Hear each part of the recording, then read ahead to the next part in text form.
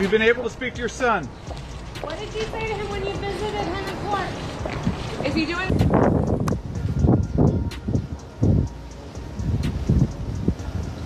How are you feeling today? I can't defend you anymore, Dad. These words echoed through the courtroom as Diddy's son delivered testimony that left the music mogul visibly shaken, unable to meet his son's gaze. What followed was 7 minutes of devastating revelations that had jurors leaning forward in their seats and prosecutors exchanging knowing glances. The family loyalty that Diddy counted on for his defense strategy just crumbled before everyone's eyes.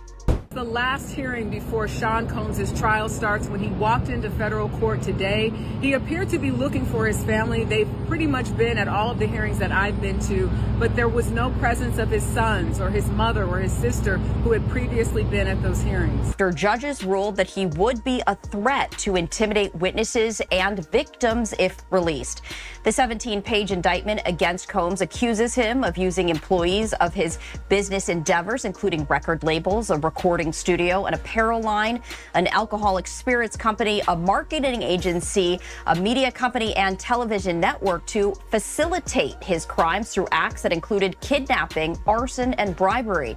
If convicted on all charges, which include racketeering conspiracy, sex trafficking, and transporting people across state lines to engage in prostitution, Combs faces a possible sentence of decades in prison. Well, Bill and Sade, accepting a plea agreement would mean that Sean Combs would have to admit to trafficking and force. And today he made it very clear that was not going to happen. Diddy maintained all along these encounters involved consenting adults and plans to take his chances that a jury agrees. Well, it's not up to me. It's up to Mr. Combs, and I don't see it happening. Why?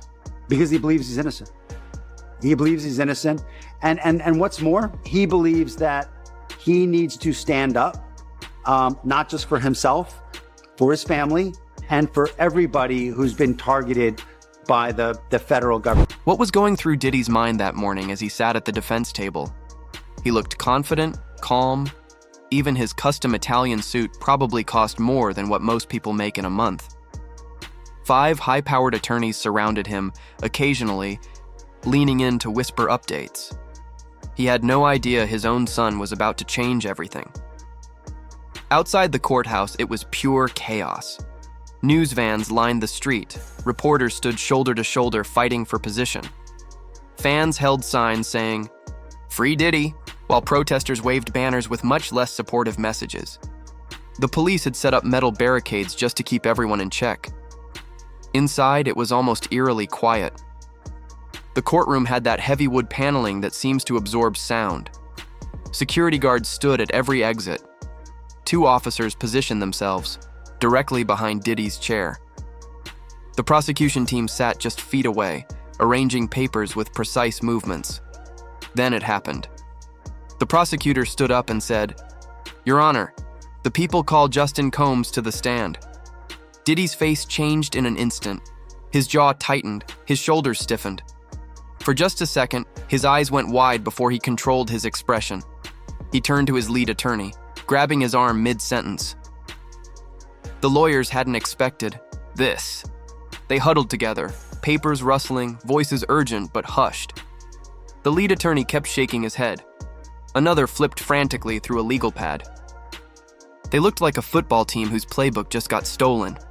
The judge, who had been mostly expressionless all morning, leaned forward. "I want to remind everyone in this courtroom that outbursts will not be tolerated. Any disruption will result in immediate removal." She looked directly at Diddy as she said it. The courtroom layout wasn't random. The prosecution had arranged for Justin to enter through a side door, the one furthest from where Diddy sat. They wanted distance between father and son. They wanted everyone to see the gap in the gallery. The tension was visible. Diddy's current girlfriend sat in the front row directly behind his chair. 3 rows back, his ex and mother of his children sat stone-faced. They didn't look at each other once all morning. A court officer moved to stand directly in Diddy's sightline. Another positioned himself at the entrance where Justin would walk in. The bailiff adjusted his stance, hand resting slightly closer to his weapon than before. When the door finally opened, The shift in energy was instant. Justin walked in, escorted by a court officer. He wore a simple navy suit, no flashy jewelry, haircut short. Diddy's face crumbled for a split second. Raw emotion broke through, shock, hurt, betrayal all mixed together. He tried to catch his son's eye, leaning forward slightly. Justin never looked his way, not once. He walked to the witness stand, raised his right hand, and swore to tell the truth while staring straight at the prosecutor. The court reporter typed rapidly. The jurors leaned forward. Diddy's empire, his freedom, his legacy, everything now hung in the balance of what his son might say next. The prosecution team exchanged glances. The lead attorney had a slight smile. They'd been waiting for this moment. As Justin sat down and adjusted the microphone, Diddy's hands gripped the edge of the table so hard his knuckles turned white. What happens is if people go into a trial believing the firepower on the prosecution is so strong, I mean, let's say on a scale of 1 to 100, it's a 95, that it's so strong, but it goes down to an 88. That helps the defense because everybody goes in thinking, wow, they're going to prove this, and they're going to prove this, and they're going to prove this, and all of a sudden, none of it's there. I think that actually helps the defense. Back up a little bit, please. How can you support your father? How do you support him moving forward?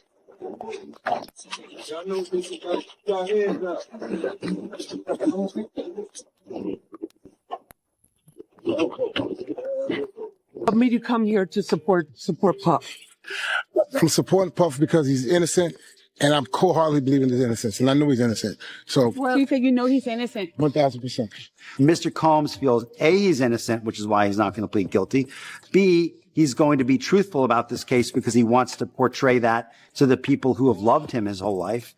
And I think he also feels an obligation to people in general. Maybe it's black people, maybe it's white people, maybe it's anybody who's ever felt aggrieved and targeted by the government. He feels an obligation to those people to say, you know what? Maybe I can break the model. Maybe I can show the world that a black man can win, in federal court. And I think he probably is the only person I know of who might be able to actually accomplish that. What exactly was Diddy standing to lose if his son's testimony went badly? The answer is far more than just his freedom. Diddy faced serious trafficking charges, racketeering, and witness intimidation. If convicted on all counts, he could spend up to 45 years in prison. At his age, that's basically a life sentence. The prosecution's case had major holes before Justin agreed to testify. They had some text messages, financial records showing suspicious payments, and a few witnesses with shaky credibility. But they lacked that smoking gun, someone from Diddy's inner circle who could confirm what actually happened behind closed doors. Diddy's entire defense strategy revolved around family loyalty. His lawyers painted him as a dedicated father, a family man who'd been unfairly targeted. They brought childhood photos to court showing Diddy at his kids' sports games and graduations. They emphasized how he kept his children close even as his empire grew. This story was working until Justin walked into that courtroom. The financial stakes were massive too. Diddy's business empire generates around $90 million annually. He owns Bad Boy Entertainment, his clothing line Shah John, a vodka partnership worth millions, real estate in multiple states, and streaming contracts that would disappear if he's convicted. His team estimated he could lose up to $700 million in assets and future earnings if found guilty. For decades, Diddy's PR team crafted his image with military precision, from Puff Daddy to P. Diddy to Just Diddy. Each rebrand carefully positioned him as evolving, maturing. They transformed him from a music producer to a respected businessman. That carefully constructed image was crumbling with each new headline. The celebrity exodus had already begun. Artists who once fought to be photographed with Diddy suddenly couldn't remember meeting him. Former collaborators released statements distancing themselves from any illegal activity. His annual parties, once the hottest tickets in entertainment, saw RSVPs drying up. Justin Bieber, who once considered Diddy a mentor, hadn't returned his calls in months. The prosecution timed Justin's testimony perfectly. They waited until Diddy had spent weeks in court looking composed and confident. They let his lawyers build their family man narrative, then they brought in his own son to tear it all down. The psychological impact was devastating. You could literally see Diddy's confident facade crack. Would Justin's words save or destroy his father? The courtroom seemed to hold its breath. If Justin supported his father's version of events, the jury might dismiss the other witnesses as opportunists. But if Justin confirmed what prosecutors suspected, Diddy's carefully constructed defense would collapse instantly. The three key accusations prosecutors needed Justin to confirm were damning. First, that Diddy had used his businesses to hide payments related to illegal activities. Second, that he had threatened witnesses who planned to testify against him. And most significantly, that Justin had personally witnessed his father engaging in the very activities described in the indictment, not just once, but repeatedly over several years. As Justin cleared his throat and leaned toward the microphone, the prosecutor's question hung in the air. "Mr. Combs, did you ever witness your father engage in these activities at his home?" The courtroom went completely silent. Even the court reporter stopped typing for a moment, waiting for the answer that could send Diddy to prison for decades. A federal judge has denied Sean Diddy Combs' efforts to delay the start of his upcoming sex trafficking trial. The music mogul appeared in court today. His legal team wanted to push the trial start date by 2 months, saying they needed more time to prepare because of new charges filed earlier this month. Combs has pleaded not guilty to all federal counts, including racketeering, sex trafficking, and transportation to engage in prostitution. The judge denied this immediately when we got into court today. What he said to Combs' attorneys is, for one, this request came very last minute. This trial is supposed to start in weeks. We're supposed to begin jury selection soon, and that he thinks that they have sufficient time to prepare. He even made the point, Lindsay, that it's unclear to him why Combs can't prepare when he has 4 different law firms working on his case. A few other things that the judge said today is he's going to allow in drafts of a memoir that was written by one of the victims. However, the defense had also wanted her diaries and bank statements. The judge is not going to allow that.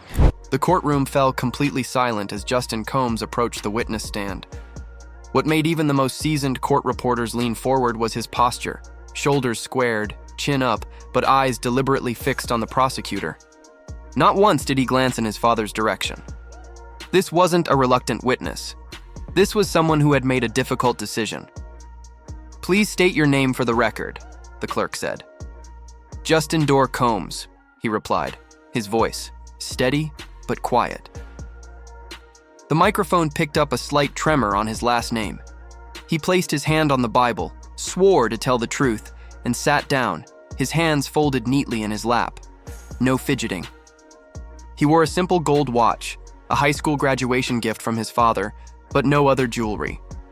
The prosecutor started gently, simple questions about Justin's education, his relationship with his family, his current job, a classic technique, to build comfort with a nervous witness. "You grew up in your father's home, is that correct?" the prosecutor asked. Justin nodded before remembering to say yes. He cleared his throat. The judge offered him water, which he accepted with a polite thank you. 20 feet away, Diddy shifted in his seat. The physical distance between them seemed symbolic of something much deeper. Justin had always been the son most like his father. Same confident walk, same business instincts. Now they couldn't have seemed further apart. "Your father has stated under oath that he never conducted business meetings in the private areas of his homes. Is that accurate?" the prosecutor asked. Justin paused, taking a sip of water. "No, that's not accurate." His first direct contradiction of his father's testimony. Several jurors started writing. The defense attorney scribbled furiously on his legal pad. Diddy's attempts to catch his son's attention grew more obvious. He tilted his head slightly, trying to enter Justin's field of vision. He coughed quietly. He tapped his finger on the table in a pattern they used to share. 2 quick taps, pause, 3 taps. A code from Justin's childhood that meant, "I've got your back." Justin never looked over, not when Diddy shifted his chair with a loud scrape, not when Diddy whispered something to his attorney that made the attorney place a warning hand on his arm. The testimony built steadily toward its devastating conclusion. Justin described birthday parties that turned into business meetings. He talked about conversations he overheard while pretending to be asleep on the couch. Each revelation was worse than the last, each one filling gaps in the prosecution's timeline. "Mr. Combs, we're approaching some difficult questions," the prosecutor said, her voice softening. "Take your time." The courtroom tension spiked. This was the moment everyone had been waiting for. It was then that Diddy made his most desperate attempt at silent communication. Court officers later documented how he made intense eye contact. Winnin.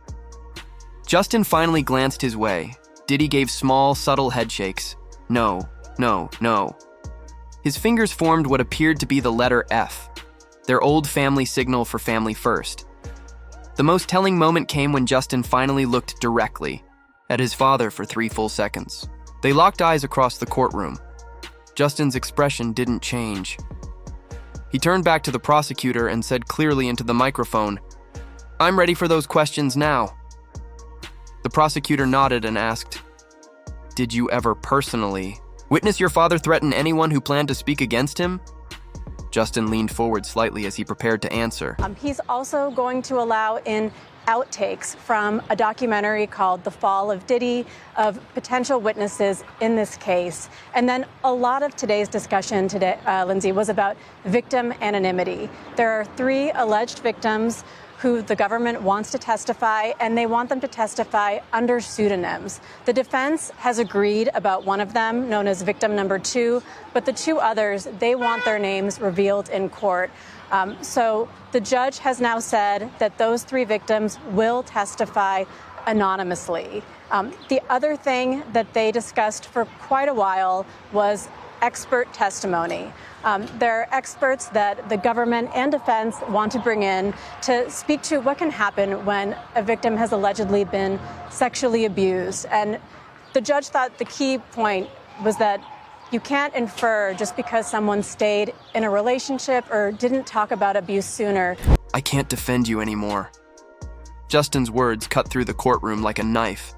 His voice was steady, but his hands gripped the edge of the witness stand. "I've been lying to myself for years about what I saw. It's time for the truth." The prosecutor nodded encouragingly. "Can you tell us what you witnessed on March 12th of last year at your father's Miami residence?" Justin described walking into his father's home office unexpectedly. He found Diddy threatening a former assistant who wanted to quit. The assistant was backed against the wall. Diddy said if the guy talked to anyone about what he'd seen, he'd never work again in this industry. Justin's voice got quieter. Then he said, he knew where the guy's mother lived. The courtroom went completely still. Justin's testimony directly contradicted Diddy's sworn statement that he never threatened anyone in his employ. The prosecutor displayed a family photo from that weekend. "Is this the visit you're referring to?" Justin confirmed it was. Then she pulled up text messages Justin sent to his girlfriend that night. "Dad's losing it. Scary stuff happening here." Justin's voice changed when he described another incident. It became almost mechanical, like he was detaching himself from the memory. "Christmas 2020. Dad thought everyone was asleep. I came downstairs for water and saw him with 3 of his business partners. They were counting stacks of cash and arguing about payments to people I didn't know." This testimony aligned perfectly with financial records the prosecution had already presented showing unexplained cash withdrawals. The most damning part came when Justin revealed private family conversations. "Dad always told us, family meetings stay in the family. That was his #1 rule." He described how Diddy would gather the family after any public scandal and coach them on what to say. "He made us rehearse answers to questions," reporters might ask. "We had to practice until he was satisfied." The courtroom fell silent when the prosecutor asked, "What made you finally decide to testify against your father?" Justin looked down. "I found journal entries my little sister wrote. She was scared all the time. Said she couldn't sleep because of things she saw." His voice broke. "I couldn't let her grow up thinking that was normal." Justin then provided specific dates and locations that filled crucial gaps in the prosecution's timeline. He recalled exactly who attended certain meetings, what was discussed, even where people sat. His detailed memory seemed to surprise even the prosecutors. The room tensed as the prosecutor approached her final questions. Mr. Combs, we need to discuss what happened at the family gathering on July 4th, 2021. Justin took a deep breath. That was the day I knew I had to get away from him. What followed stunned the entire courtroom. Justin revealed that during that private family gathering, Diddy had assembled his children and closest associates. He made everyone surrender their phones, which were placed in a locked box. Then Diddy admitted to crimes the prosecution hadn't even charged him with yet. He detailed how he built a system of blackmail and intimidation to control people in the industry. He was proud of it, Justin said.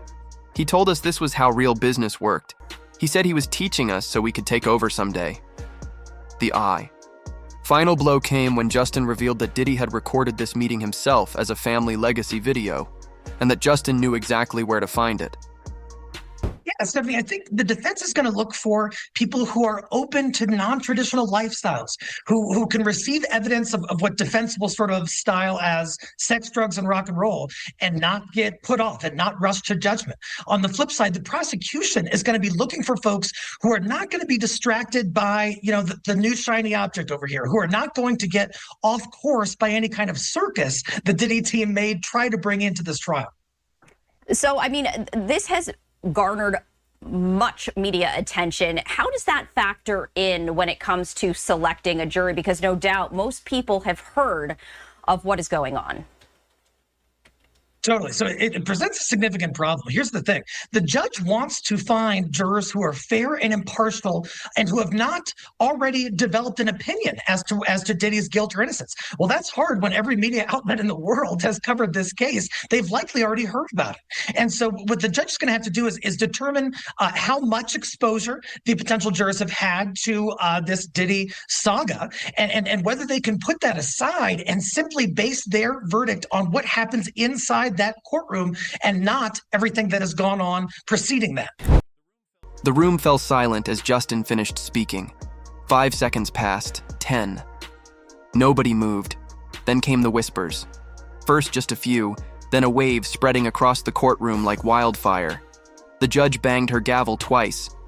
"Order!" she commanded, her voice cutting through the growing noise. Diddy seemed to physically shrink in his seat. His shoulders caved inward. The confident music mogul who had strutted into court that morning was gone. In his place sat a man who looked 10 years older, his complexion ashen. He leaned toward his lead attorney and whispered something urgently. The attorney shook his head in response. The jury couldn't take their eyes off Justin. 3 jurors wrote so frantically their pens seemed ready to tear through their notepads. Juror number 8, a middle-aged teacher, kept looking between father and son, her expression a mix of shock and sadness. Juror 12, a retired accountant, had stopped writing altogether, staring open-mouthed at Justin. The prosecution team maintained their professional composure, but small tells gave them away. The lead prosecutor pressed her lips together to suppress a smile. Her second chair subtly tapped his pen twice on the table, their known signal that testimony had exceeded expectations. The youngest prosecutor didn't even try to hide her reaction, nodding along as Justin spoke about the family video. Diddy's defense team sprang into emergency mode. The lead attorney scribbled a note and passed it down the line. 2 others flipped through documents with increasing panic. The most senior attorney finally stood up. "Your Honor, given this unexpected testimony, we request a 30-minute recess to confer with our client." His voice wavered slightly, a man who knew his case was imploding. The gallery reactions split down family lines. Diddy's mother covered her face with her hands. His current girlfriend glared at Justin with unconcealed hatred, but Justin's mother nodded supportively at her son. 3 rows back, Justin's sister wiped tears from her eyes while maintaining eye contact with her brother, silently supporting him. Court reporters practically ran from the room the moment the judge called the brief recess. One tripped over his own feet, rushing to be first with the breaking news. Phone notifications buzzed throughout the city as the story broke across media outlets. This testimony wouldn't just change the day's proceedings, it would transform the entire trial. Justin had handed prosecutors a roadmap to evidence they didn't know existed. He'd confirmed witnesses' accounts the defense had spent weeks trying to discredit. Most devastatingly, he'd revealed his father had documented his own crimes. The moment that made defense attorneys visibly pale came when Justin mentioned specific dates and account numbers for transfers. Dad kept 2 sets of books, Justin explained, the official ones for his businesses and the real ones in a password-protected app disguised as a chess game on his phone. This directly contradicted the defense's central argument that all financial transactions were legitimate business expenses. The lead defense attorney's pen froze mid-sentence. Another attorney closed his eyes briefly as if physically pained. A third began frantically texting under the table, presumably to their financial expert witnesses, who would now need to completely revise their testimony. In just 7 minutes of testimony, the entire case transformed. But what happened right after court adjourned showed just how badly Diddy's defense had shattered. Judge Marilyn Chen wasted no time making rulings that shifted the entire trial. In light of Mr. Combs's testimony, I'm denying the defense motion to exclude evidence from the Miami residence. I'm also authorizing a new search warrant specifically for the family video mentioned in testimony. Diddy's attorneys jumped to their feet to object, but the judge raised her hand. Save it for tomorrow, counselors. Diddy's high-priced legal team huddled in the corner of the courtroom, looking more like panicked interns than seasoned attorneys. The lead lawyer kept shaking his head. Another loosened his tie like he couldn't breathe. They spread documents across a table, crossing out entire sections of their defense strategy with angry pen strokes. One attorney was overheard saying, "We need to discuss a plea deal now." Meanwhile, the prosecution team moved like sharks smelling blood. They filed 3 new motions within hours. The first requested access to all of Diddy's electronic devices based on Justin's revelation about the hidden accounting app. The second asked to add 5 new witnesses to their list. The third was sealed from public view, but courthouse sources confirmed it involved additional charges. The media explosion was instant. Justin's testimony made headlines everywhere, from TMZ to the Wall Street Journal. News helicopters hovered over the courthouse. Social media flooded with video clips of Diddy's face as Justin spoke. One body language expert's tweet went viral. "Watch his left hand shaking. He knows it's over." Legal experts didn't mince words. CNN's legal analyst said, "In 20 years covering trials, I've never seen a defendant's case collapse this dramatically in real time." Justin Combs didn't just damage his father's defense, he obliterated it. Another expert on Fox News added, "Prosecutors couldn't have dreamed of a better witness. Who better to destroy your carefully crafted family man image than your own son?" Even more damaging, 3 potential witnesses who had previously refused to testify suddenly contacted prosecutors after seeing Justin break ranks. 2 former business partners and 1 household staff member now wanted to share their stories. This domino effect was exactly what prosecutors had hoped for. Security concerns emerged immediately. Court officers had to separate family members who began arguing in the hallway. Justin required a police escort to his car. The judge ordered additional security for all jurors after 2 reported being approached by strangers asking about the case. How would this testimony affect the remainder of the trial? Defense attorneys were spotted calling their scheduled witnesses, presumably telling them not to show up. Prosecutors rearranged their witness list to capitalize on Justin's revelations. Legal experts predicted the trial might end weeks earlier than expected. The judge's call for order after Justin's testimony wasn't just about courtroom decorum. What reporters didn't see was the threat that prompted a full lockdown. Court documents revealed that during Justin's testimony, security intercepted a man trying to enter with fake credentials. He claimed to work for Diddy's team. In his bag, a voice recorder and $10,000 cash. This security breach forced the judge to order a complete courtroom lockdown and an emergency security review for the remainder of the trial. As Diddy left the courtroom that day, he wasn't surrounded by his usual flashy entourage, just grim-faced attorneys rushing him toward a waiting SUV with tinted windows. The powerful music mogul who controlled rooms with his presence now looked small, defeated. His son's words changed everything. The testimony that was supposed to save him became the turning point that might send him to prison for decades. Diddy built his empire on loyalty, image, and family. Now his own son's truth tore it all down. In 7 minutes. Flat, the case isn't over, but one thing is certain.